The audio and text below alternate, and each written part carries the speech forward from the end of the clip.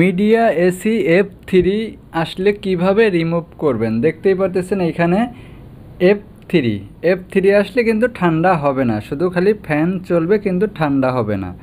ঠিক আছে, তা কিভাবে এটা রিমুভ করবেন দেখেন, আমি আউটডোরে চলে গেছি। আউটডোরে যা এখানে আমি গ্যাসের প্রেশারটা চেক দেব যে কত প্রেশার আছে। ঠিক আছে, দেখেন এইখানে সেকশন পাইপ আর হলো ডিসচার্জ পাইপ, দুইটা পাইপই কিন্তু বরফ জমে নাই কিংবা ঠান্ডা হয় নাই, শুকনো অবস্থায় রয়েছে।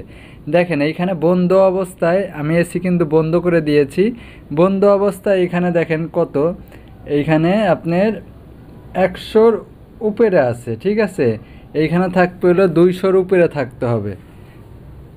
বন্ধ অবস্থায় 200 উপরে থাকতে হবে, আর যখন কম্প্রেসার অন হবে তখন 130 থেকে 35-এর মধ্যে থাকলে ঠিক আছে। হ্যাঁ, তা এখন আপনার পাইপ দেখতেই পারতেছেন যে ডিসচার্জ পাইপ আর হলো সেকশন পাইপ, এই দুইটা কিন্তু শুকনো অবস্থায় রয়েছে, কারণ ঠান্ডা হচ্ছে না।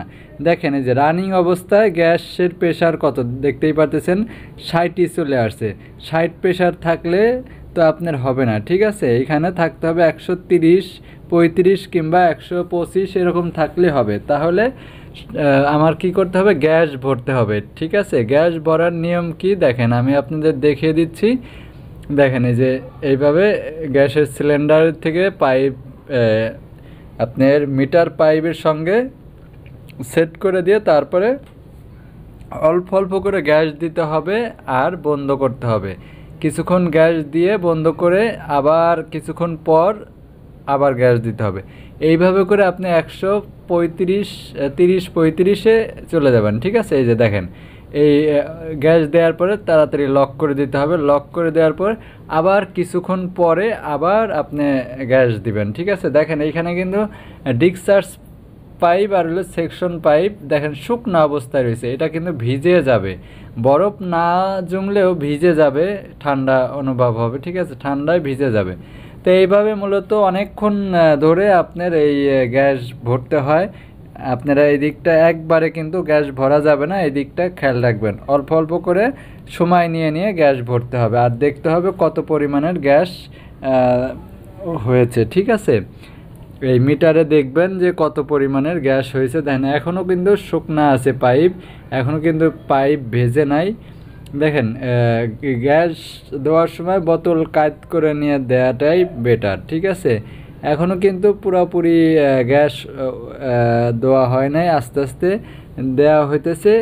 এই দেখেন আবার গ্যাস দেওয়া হলো, এখন দেওয়ার পর আবার লক করে দিতে হবে। ঠিক আছে, এই প্রেশার এখন তাড়াতাড়ি লক করে দিতে হবে। এইভাবে করে কয়েকবার করে তারপর আপনি গ্যাস চেক দিবেন। ঠিক আছে, এই 130-এ আসছে কিনা দেখেন, এখন কিন্তু আমার 130-এ চলে আসছে গ্যাস। ঠিক আছে, তাই এইভাবে 130-এ গ্যাস রাখবেন।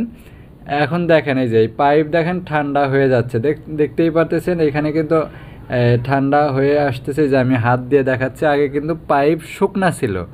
ঠিক আছে, আগে পাইপ শুকনা ছিল, এখন কিন্তু পাইপ ঠান্ডা হয়ে পানি জমতেছে, আর কিছুক্ষণের মধ্যে পানি টুপ টুপ করে পড়বে। ঠিক আছে, তাহলে আমরা আজকে কি শিখলাম, যে গ্যাস কম থাকলে আপনার এই এসি F3 লেখা আসবে কিন্তু ঠান্ডা হবে না। দেখতেই পারতেছেন এখন কিন্তু রুমের ভিতরে অনুভব করবেন, ঠান্ডা অনুভব করবেন। ঠিক আছে, কারণ আপনারা আউটডোরে যদি খেয়াল করেন পাইপ ঠান্ডা হয়, তাহলে ইনডোরে আপনাদের এসি ঠিক মতো চলবে। যে দেখেন 17-তে দিয়ে আমি জাস্ট রুমটাকে বেশি ঠান্ডা করে নিচ্ছি, তারপর 22-24-এ দিয়ে দেব। ঠিক আছে, তাই ভালো থাকবেন সবাই, সুস্থ থাকবেন। আজকের মতো এখানেই বিদায় নিচ্ছি, পরবর্তী ভিডিও দেখার জন্য আমন্ত্রণ রইল। আল্লাহ হাফেজ।